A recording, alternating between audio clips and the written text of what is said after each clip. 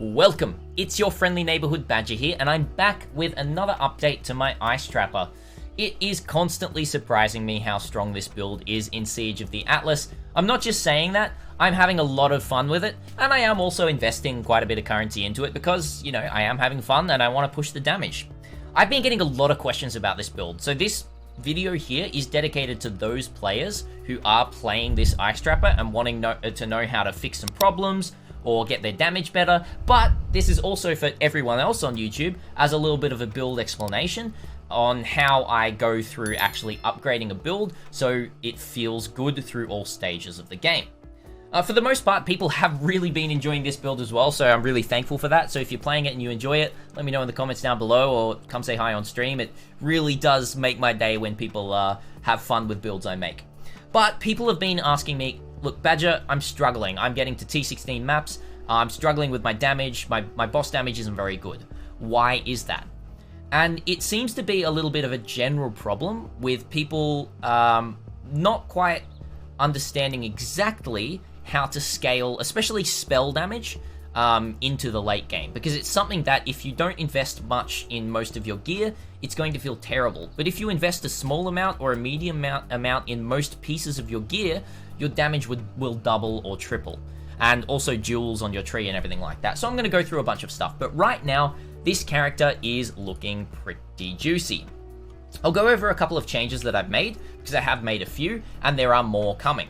First of all, I've upgraded my shield just to have a little bit more life and some more res.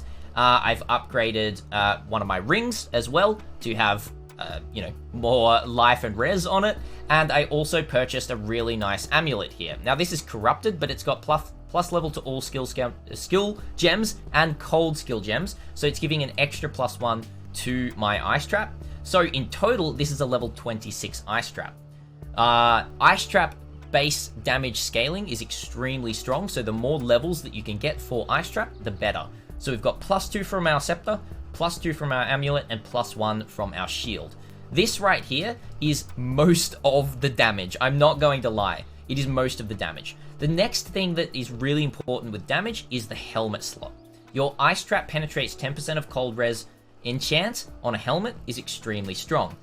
The next thing is Eldritch Implicits. Now I'm going to do another video on these, possibly tomorrow, about how strong these implicits are and how to effectively use them, because a lot of people don't quite know the power of things like Eldritch Chaos, Exalted Orb, and all of the actual Eldritch Implicit stuff as well. People are playing around with them, but there is so much strength to come through from these, and in my opinion, the prices on them are a little bit too low, and so it's actually really easy to craft right now.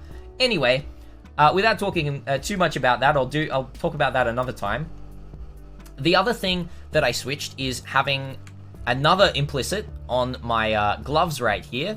First of all, we've got trap throwing speed for a searching Exarch implicit, but I've also then got another one, which is while a unique enemy is in your presence, inflict cold exposure on hit, applying negative 15% to cold res. Now, before this point, I was using Frostbomb. Frostbomb was clunky because Frostbomb had to be placed on the ground. Frostbomb had to hit the enemy to be able to apply my curse, which just ended up feeling relatively clunky. What this now means that I can have exposure on anything that hits. I can basically apply exposure with Vortex, and then have Vortex linked to my Frostbite through Hex Touch, and then also have Bone Chill on my Vortex. I can put Vortex on my left click, and Vortex actually applies a really decent chill, even at level 1. So you put Vortex on left click, you walk around, this is, cursing enemies, this is applying Bone Chill, this is applying cold exposure, this is a lot of degen all in the one place. So that's really, really strong. Once again, if you still missed it, there was a problem in my original POB for the build. Obviously, Bear Trap cannot be Hex Touched and apply Frostbite. It was a mistake. Bear Trap is just a single link. Now, Bear Trap is still very important because if an enemy triggers Bear Trap, that enemy takes 25% increased damage from trap or mine hits. So, Bear Trap is extremely strong. And now that I'm thinking about it, I probably want to also link Bear Trap to increased duration, so that debuff lasts a lot longer right there, so it deals more damage. But yes, anyway. Yeah. Obviously, the Carcass Jack is very important. Well, not the Carcass Jack, but the 6-link is very important for a spell skill. I've been saying to people, Carcass Jack if you want a little bit more damage and area, and Tinker Skin if you need more survivability. Tinker Skin's totally fine and very good. And then, yeah, that's basically it, right? I've got a Diamond Flask right here, but looking in Path of Building, which I'll include down below, the full Path of Building of this character right here, if I have applied Brittle Ground to the enemies, which I can apply if I'm near them while I'm, moving and it lasts on the ground, I'm already at a 98.5% crit chance without my Diamond Flask. So, honestly, this Diamond Flask is going to be switched out really soon for something that's actually going to be doing something for me. We can then have a look at the tree itself. Now, the tree has a couple of things that I still want to switch around on the tree. I've actually just opened it up and noticed I actually want to spec out of these and spec into these two, so I have, 2 more skill points, because these nodes are not very good. So I can actually get some more damage in other places. But a big upgrade that I've made is getting a Watcher's Eye. Now, it's not a huge Watcher's Eye. It's a 1 mod Watcher's Eye for this build, which is just damage pens cold res while affected by hatred. But with this and my helmet, I'm penetrating 30% of cold res just from a Watcher's Eye and a helmet, which is extremely strong, and that's a lot of damage. Once again, if you did miss it as well, if you're struggling with mana, I'm still using this, which is an Enduring Eternal Mana Flask, and a Mana Flask gain 2 charges every 3 seconds, and this one right here, 1 charge every 3 seconds, so 3 charges every 3 seconds, which is super strong, and that's basically how I'm doing that. In the future, I might be speccing out of a couple of nodes and potentially going into a larger cluster setup, but that is TBD. I'm not sure yet. But yeah, that's basically the build. What I'm going to end with now is a Veritania. Well, the map and then the Veritania, so I can show you how this build functions against a Conqueror, against an in-game Conqueror. This build, once again, it's done everything in the game now. I've been farming Maven. I've been doing 2-player HP Maven. I just did another 2-player HP Maven today, just before we did this, and it was relatively smooth. I did die because I stood there like a stupid person. But this is basically how the build functions. You run into a map, you throw your traps down, you get caught behind a rock, and then, yeah, you pick up some maps. So yeah, the clear isn't the craziest in the world. Another thing that I kind of want to fit into the build somewhere is Blast Freeze, but I'm not actually sure if that's going to work, because I think it's freezes you inflict, and traps won't actually inflict that. So, it's something to have a look at the wording of that, but it's probably not going to work. But yeah, if you've got any questions about the build whatsoever, if you're playing it, if you want to play it, please come watch me live, or you don't have to watch me, you can just come ask a question, have me on in the background, because I'm happy to answer any questions about this build.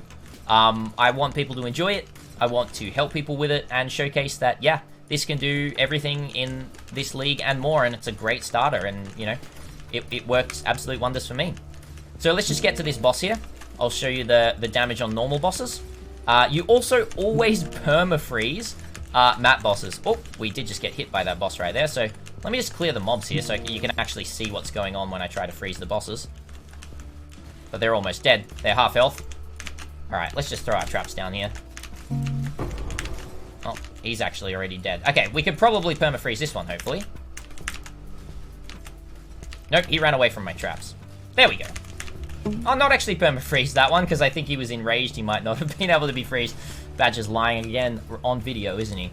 Alright, let's jump into this Redeemer, and we'll check it out. So this is Frenzy Charge, Power Charge, Impale, and buffs on players expire 81% faster right here on this Veritania.